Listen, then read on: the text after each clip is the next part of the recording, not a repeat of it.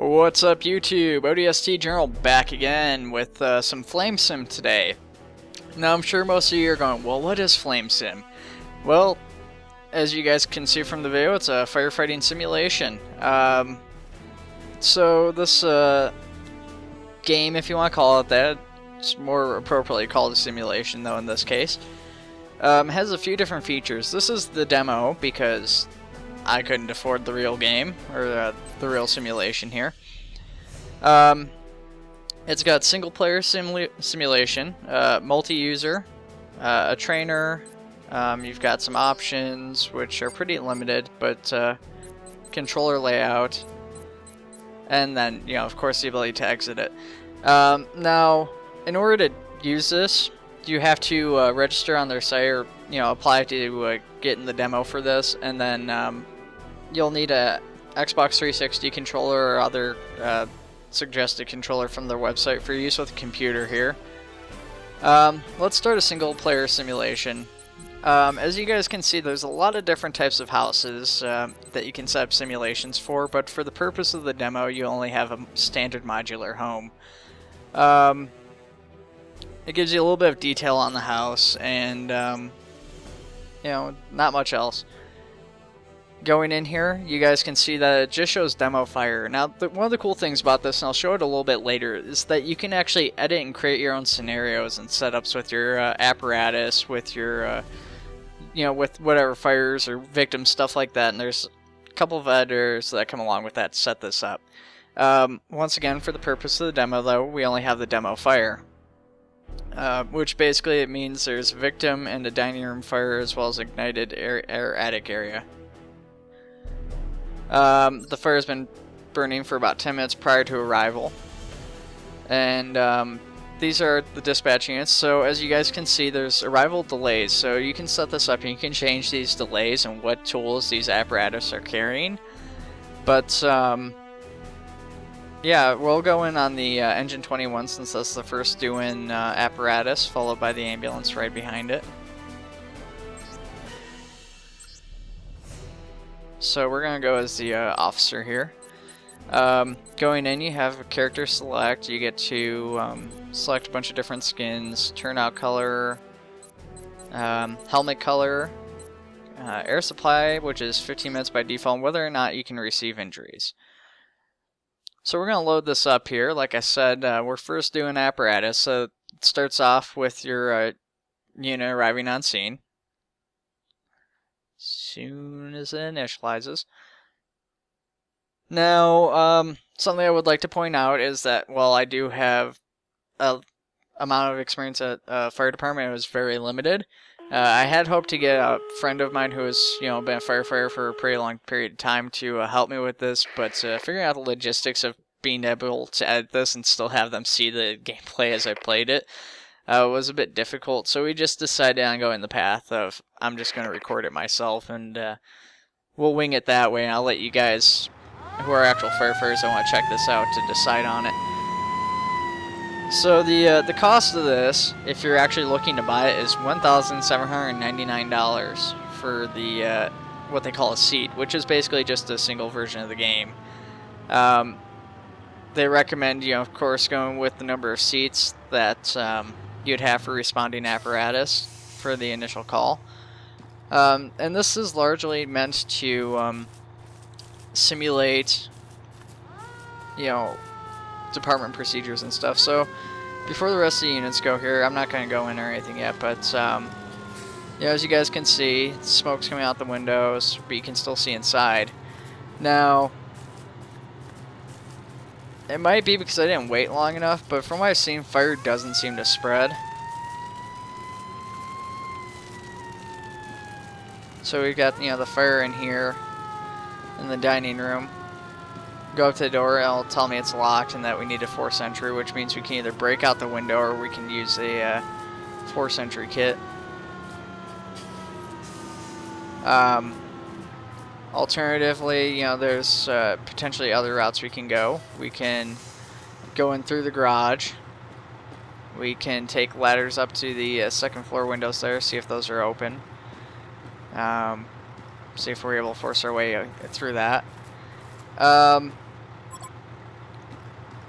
So pressing right on your D-pad pulls up any tasks you've been assigned. Since this can be played multiplayer, you can get a chief in, and the chief can assign everybody tasks, and you'll see what your tasks are here. Having special issues here. Pressing down shows different assignments and what resources you have for those assignments here. So you can, assign somebody to RIT team. I guess that's kind of like saying ATM machine. That's the name. Right in the D-pad just helps get rid of this when this is up, or left on the D-pad. Pressing up is an excellent menu. So as one of the players, you have the capability to command other units. Now in multiplayer, obviously it's not going to be the same.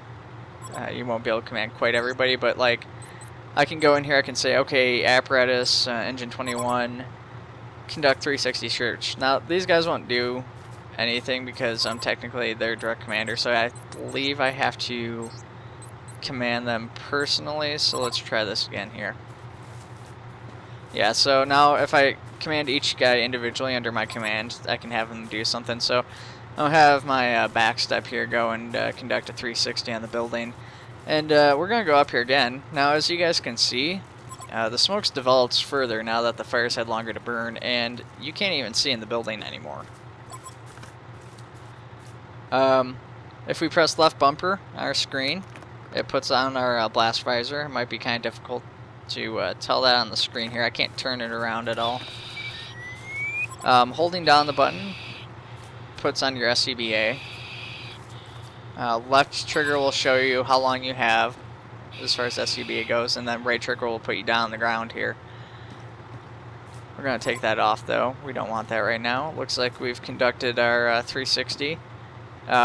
If we pull up our tasks here, he'll show you everything he sees. So that's small fire, side C, first floor, moderate smoke, side C, first floor.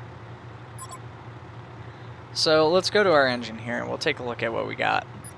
We've got all sorts of different tools in here. You've got different axes, Denver tool, Halligan bar, pry bar, sledgehammers, sledge axe. You got a bunch of different hoses,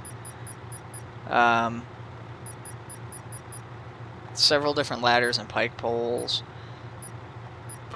You got a couple SCBAs, extinguishers, and random stuff like a chainsaw, forcible entry bag, gas wrench, all sorts of stuff. So you can go up here and take your hydrant tool and hook up your engines. Now one of the issues I have with this is that some of the detail is really good compared to anything else, and then some of it's just lacking. Like when you hook an engine up to the hydrant here, let me actually show you guys with the engine 22 here.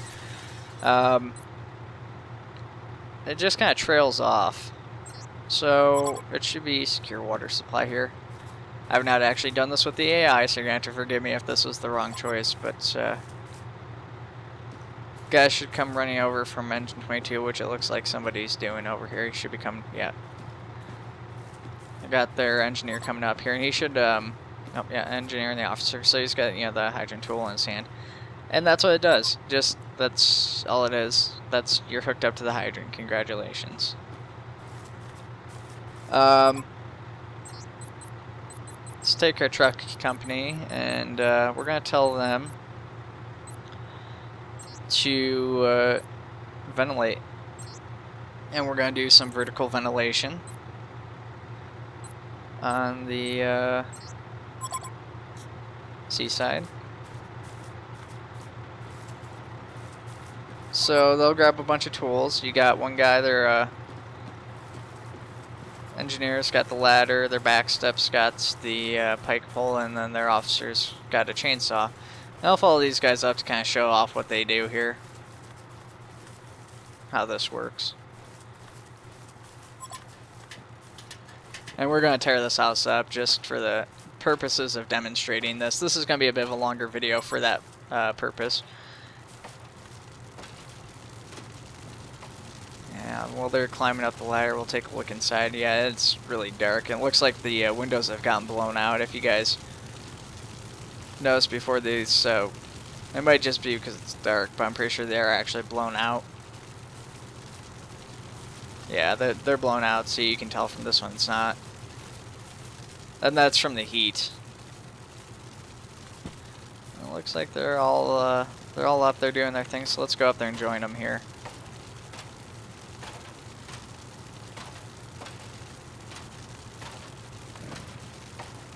I'm sorry, they don't yell, the dogs are locked. Now, all my excitement to have something like this where it's really detailed and there's no, you know, other games that call themselves simulators don't really do that good. If you guys look right here, he's got this partially cut in already. You can see the lines in it. He's standing on the cut. He's walking over where he's got this pressed in at. I'm guessing that's just already cut out just for the purposes of saving time, but still, you know, he's standing where he's cutting this in the roof. Oh, sounds like another one. A couple windows just blew out. There's somebody. They might be breaking the windows for ventilation. I don't know. Anyways, and then you have to use a tool like a pike pull or something to get in there and knock it open. They're going to continue to ventilate this roof. He's going to go along and they're just going to continue popping that open.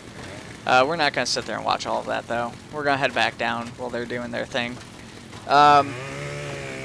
So as you guys saw, the smoke will continue to develop as, you know, areas enclosed, and you can probably already tell it's not clearing up a huge deal, but it's already starting to clear up some. And, you know, the more they get it ventilated, the more it's going to clear up.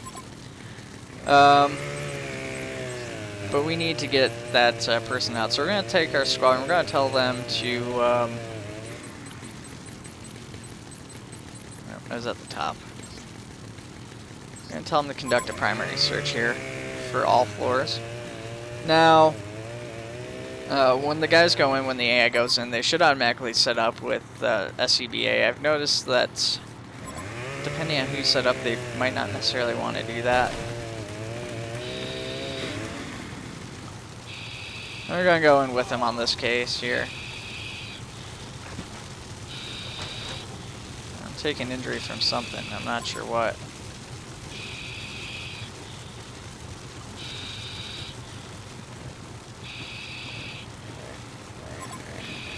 I don't think this fire spreads at all, to be honest with you. Like I said, that's not something I've been able to tell happens.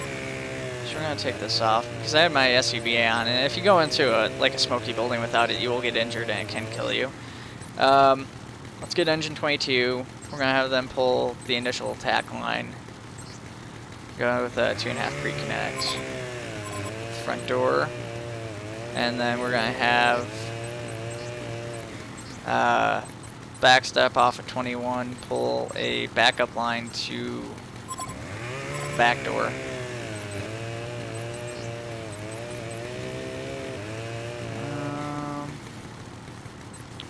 Squad's in there, squad's in there.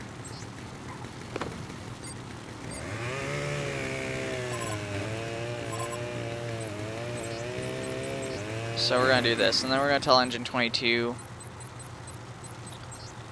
to attack the fire. And they should just automatically, yep, they'll just automatically pick up the closest hose and start on that. So he's going in there right away, so maybe the fire does spread. Maybe I was mistaken about that.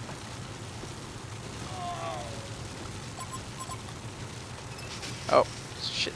Yeah, see, I forgot to put on my SCBA.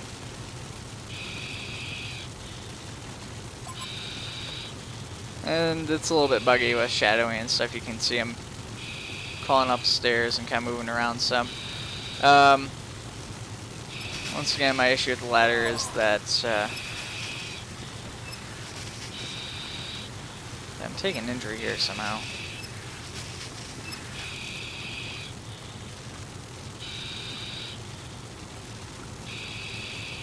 Oh, yeah, I'm down, I think. Yeah, I'm down. So, I don't know if there's anything I can do to...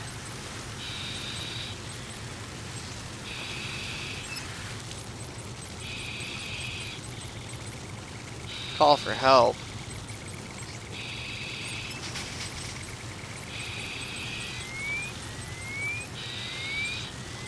Okay, so this is my first time getting down like this. Yeah, so the fire does spread. I am mistaken about that. That's interesting though. Obviously, I'm looking through my SCBA here, and my guy's laying down there on the ground in front of me.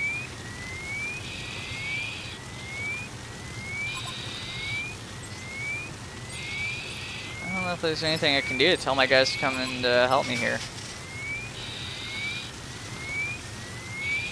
Tapping the left bumper here, like putting on your SCBA, but if you just tap it instead, will clear off any, you know, condensation on your mask. Oh, he's coming to help me though. Smoke's starting to go back up.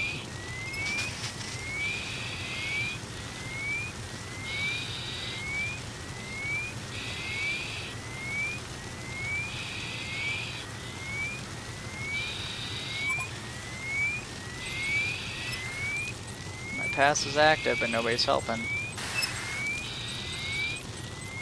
Can get my back step to.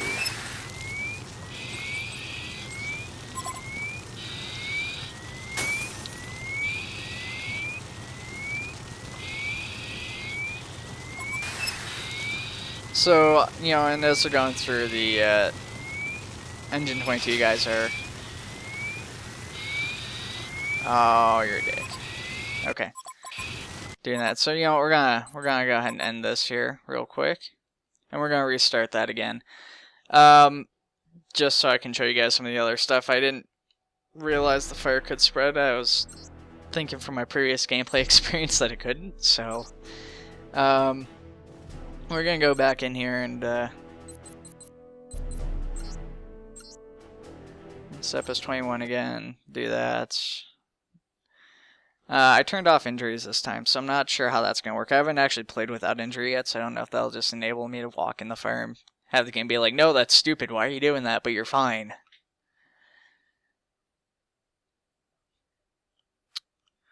So we're gonna have my guys do a bunch of stuff here. And, you know, like I said, you can play as any role, so I can say, okay, well, I want to be the battalion chief, and we're going to say, instead of having a 2-minute delay, the battalion chief's on scene right away, and instead you have to wait on the ambulance, which is, you know, a different color, because that's private ambulance company that we source out to. And our second UN engine's actually from another station, so that's not going to be... Yeah, this amount of time, it's going to be about 2 minutes or 3 minutes or whatever before they can respond, or maybe, you know, it's a volunteer department, so it's going to be longer than that.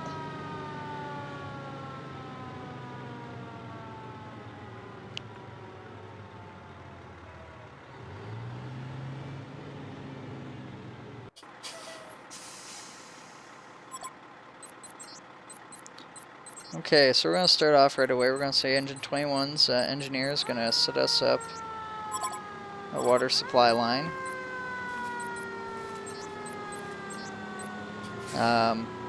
Obviously it would be the officer on scene that would do the initial 360. But we're going to say it's our backstep this time.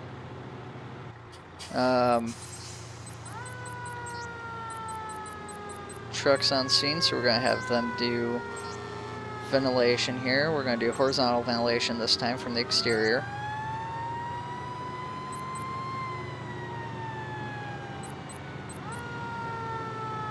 And we're going to do it on side C.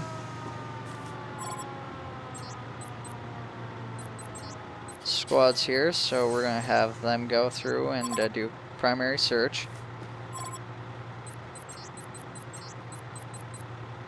And 22's on scene as well. We're going to have them pull a initial attack line for 2.5 reconnects up to the A side.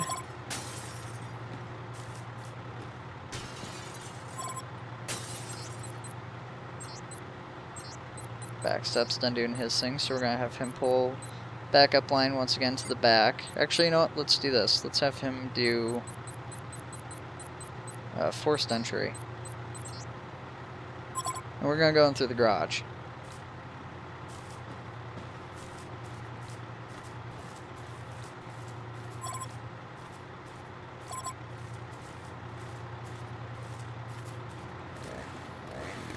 And while he's working on that and our other guys are doing their thing here, we're going to have Engine 22 start their attack.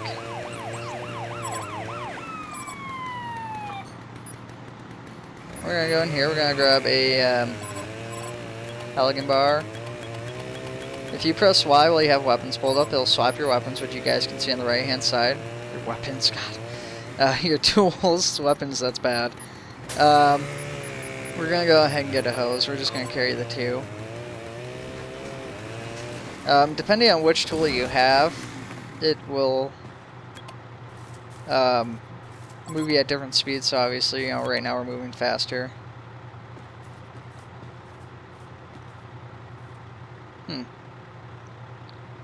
That must be from the other team. Last time I played that was locked.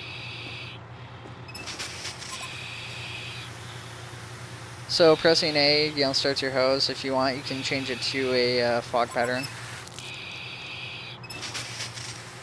Going inside the building, you automatically go into first person. Now this is something that I wish you could just be in first person the whole time if you want. Looks like our other team's got the fire cleared out already here. Oh man, he just pushed me back like nothing. That was impressive. These guys just running in circles. But this is where the fire initially broke out. There is one upstairs. I'm not sure if they've done anything for that yet here.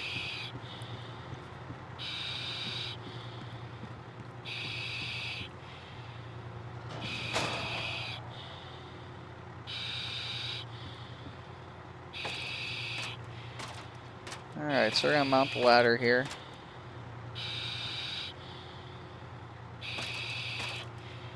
And that's all clear.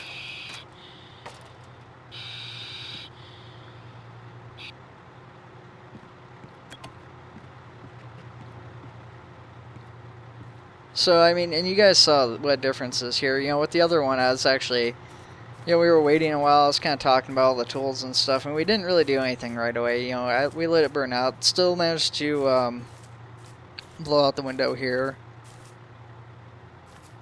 You know, and here as well. But it just shows you there's so many different ways you can approach it. You know, single fire, like, okay, we went in through the garage, but we could also say, well, we're going to go through the back, and we're going to take our tool here. We're going to force entry, and we're going to smash that window out, and we're going to go through here like this. We're going to attack it this way, or we're going to bring a ladder up, and we're going to go through the second floor here. And we're going to go up through the these front windows on the second floor. We're going to enter in that way, since we've seen a victim in the window when we want truck company to go up and get him, or squad, or whoever. But with that being said, we're already going on 25 minutes here. And there's still a lot to show you guys. So we're going to end this the gameplay here. And we're going to switch over to the editor. I want to show you guys that off real quick.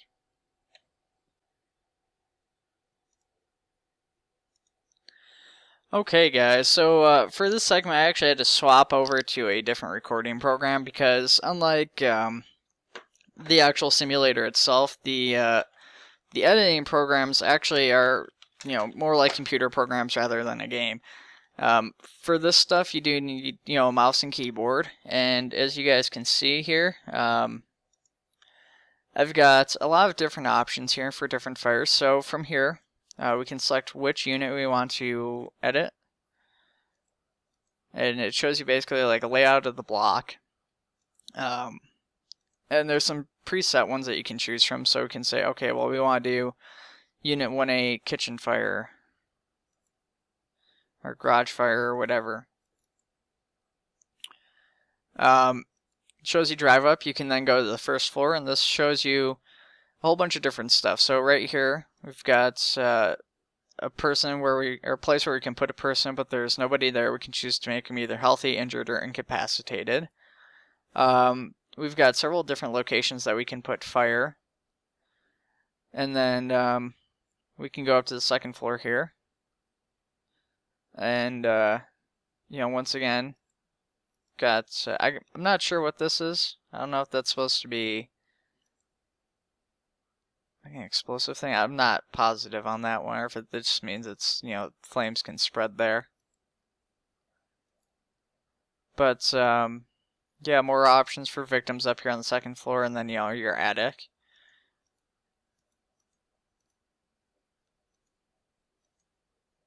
So right here we've got this fire, which the ignition time is 10 minutes prior to arrival. You can set that anywhere from 30 minutes prior to the department arriving to 30 minutes after it arrives, just for some variation. Hopefully it doesn't take you 30 minutes to arrive on scene from the time the fire started, but that does, you know, sometimes that goes, you know, missed in, you know, certain scenarios. So, you know, and like I said, in the case of this, you just got the demo fire, which is the only one you can do. So when you're editing these, you can't change these in the demo. If you, they'll let you change it, they'll let you play around with it, but you can't actually save anything. So we can say, oh, well, we won't put this fire on, and this was 9 minutes prior to arrival, but there's, you know, victim over here in this part of the house who's gotten injured. Or maybe they're injured and they started the fire there, so that's going to be there.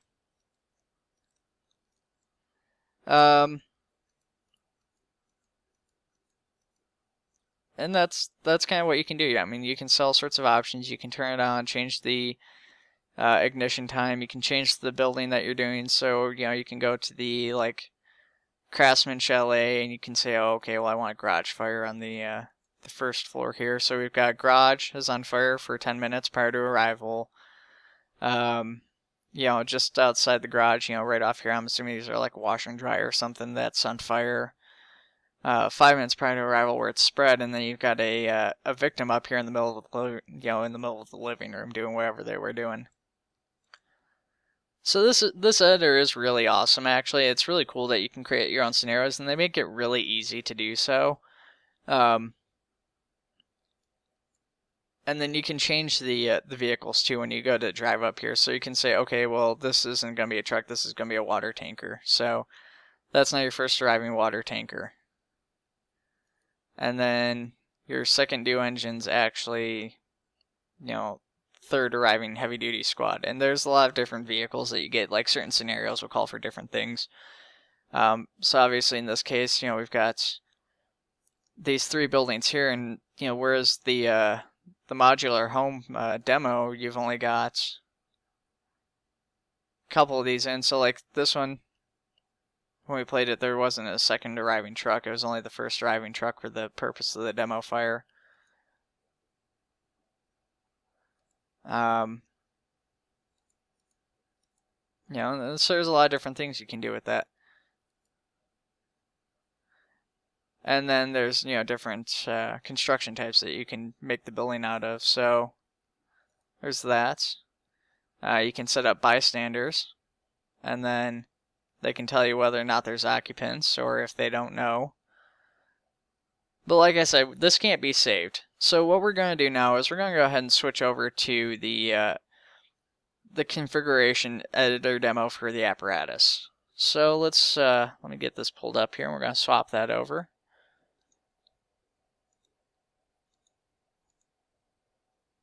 Oh, did not like that.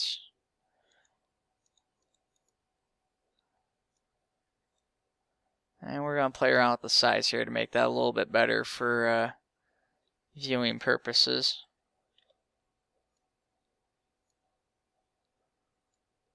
There we go, that's better. Okay, so you can change the names of the roles of the people. You can say which apparatus is available, what sort of delay it has. So let's say, like I said, you have a private ambulance. You know, you've got all your apparatus are all coming from a department, but for whatever reason, the department doesn't have an ambulance. Maybe the city doesn't want, you know, the program, or, you know, maybe it got put out of service for some reason. And you're able to say, okay, well, this private company has a white ambulance, and it takes them, you know, 5 minutes to arrive on scene from where they're coming from. And then we'll say it's Dan's private ambulance. So okay, so now that's the name of the ambulance, and you can change the rig ID. If it has water available, you can change how many gallons it has on board. I'm not sure if there's a max on this. and I don't feel like clicking as much to find out. You can also change who's on here, so you can say, okay, well, that's kind of silly to only have a engine with 3 people on it. We're gonna have at least 4 per state requirements. So you've got your 2 back steps, and then you can once again choose sex, race, turnout color, helmet color, all that fun stuff. How much air they have, I don't know why that person by default has 10 and everybody else gets 15 by default. I guess they just don't like these guys. And you can say, call these guys back steps or black hats or whatever. And then you've got your default roster selection. So it seems that you can, add rosters and stuff, which I haven't played with. So got a new roster here. We'll call this test. I guess if I just click away, yeah, okay. So you can go to default, and then you can say, well, this is our test roster, and this is the new thing we're trying. So we're going to see what happens if we just respawn Engine 21, Squad 22, and Battalion 6 out instead of, responding everybody out, and see how that would change, the reaction to the firing. You can change that on the fly then. You can also add and remove vehicles, so you can say, okay, well, I want a water tanker, because obviously that's not in there by default. This water tanker is going to be red. It's got a delay of 40 seconds. And that's added in now. Now you have this water tanker to respond with you too. And then you have the extra slot, so you can change that too. So now you got your sedan too if you need that for whatever reason.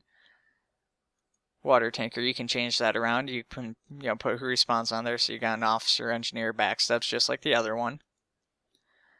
Then we can go over, we've got inventory configuration, which is, like I said, you can play around with the tools set up on the apparatus. So we'll go to our squad. It says we've got like 2 Denver tools that can be raised, lowered, changed, whatever, and that goes on the hoses, ladders, SCBA, extinguishers, everything. This one I haven't played around with, but basically this is just for setting up other computers and stuff on the set, because basically how this works is when you go in, these are set up on a LAN, which is a local area network, if you don't know. And basically how they set it up is it'll be a bunch of computers in a room, they're all hooked up together, and to a single router, allowing them all to play on the same connection. This can't be done over the internet, sadly, and I think that's a shame. It'd be kind of cool to see that capability, so we can say, okay, well, this fire department over in this town has one, and then our town has one, and that way we can kind of work together without actually having to bring apparatus to the other person's station and actually work on it that way. So we're going to go ahead and I'm going to pull up on the internet here, the FlameSim website. I'll talk a bit about that here. So just give me 1 second to get that changed. And we got some music playing. Sorry about that, guys. So let me change this on here for my properties.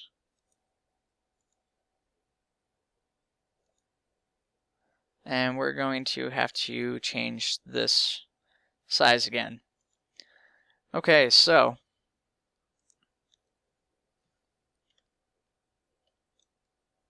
stretch out our screen here. Stretchy, stretchy, stretch. It's really long, but that's okay. Actually, that's not okay because it's cutting off the page. Give me 1 second here to get this figured out.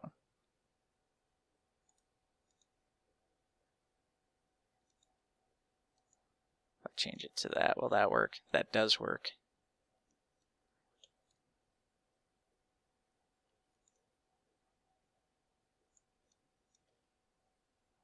Sorry about this, guys. I know this is kind of painstakingly difficult to watch.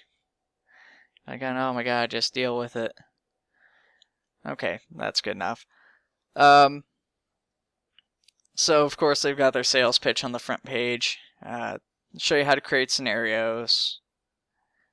Kind of talking about how other departments use it, training. Something I forgot to talk about is it does provide after-action reports. Shows all the stuff that was done and how well it was performed. So right here, FlameSim is sold in seats of software. Each seat allows one person to operate in the environment at a time, like I did. You can get up to 16 people, which means you can basically have up to 16 apparatus operating at a single time. Now, if you're going for the demo for this, if you're interested in the demo, basically what happens is you have to go to, oh man, it's been a little while since I've actually downloaded the demo here. I meant to do this video a lot sooner, guys, so I'm sorry. But you have to go on, okay, so you go down to the bottom of this page. You have to request a demo, and just as soon as you request it, you'll get a download. Now, something you guys should be aware of if you're, not part of a fire department and you're requesting the demo, you will get a phone call from the company, basically, to try to talk to you about the purchasing the product here. Like I did state early on in the video, you do need a controller to play this. It won't work with a mouse and keyboard. So you need something like a 360 controller that's got a wired connection. Now, I have an issue with this, kind of, because these things are getting more and more difficult to find. Obviously, the 360 has since been retired, and just in the first place, finding a wired controller that was for the 360 was already kind of a pain in the butt. You can get them for about $30 from GameStop, but that's saying you have a GameStop and that they have them in stock is just assumed. The company does offer plans, of course, to get this, so we'll kind of go through that here. So it's $1,799 for a single seat of this. And basically all that includes is it includes the software, controller, and a USB key. And all the key is for is just so that you can play it. It's not really a whole lot. It doesn't include a computer to play it on, so it's assuming you've already got, your computer built up and ready to go. You've got a mouse and keyboard to access all the other stuff. But they do have other options, assuming that you don't have that, which is much more expensive. You've got a 5-station rugged mobile center, which basically this includes the FlameSim, 5 Xbox controllers, 1 laptop case, 5 Ethernet patch cables, Ethernet hub, and of course, like I said, the laptops to actually play it.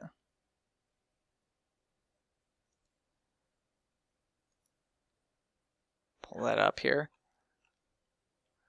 And that's basically what that looks like. You've got all the stuff packed in there. I don't know why the case needs to be rugged. You got a desktop version. That single desktop, though, that goes for like, $4,249, $4,250 for the laptop version. So it's quite expensive. Is it worth it? I mean, once, you guys saw it, and that's ultimately all I can say is you guys gotta be the judge. To be honest, I know a lot of firefighters here who feel that the only, real training is, actually doing it hands-on physically. That any sort of, games or anything like that is not worth the time or effort that is put into it to do that. And so I feel that a lot of, fire departments, where these guys work, they're not going to ever look at something like this, not especially when it's like $2,000 for just the software and that, and a controller.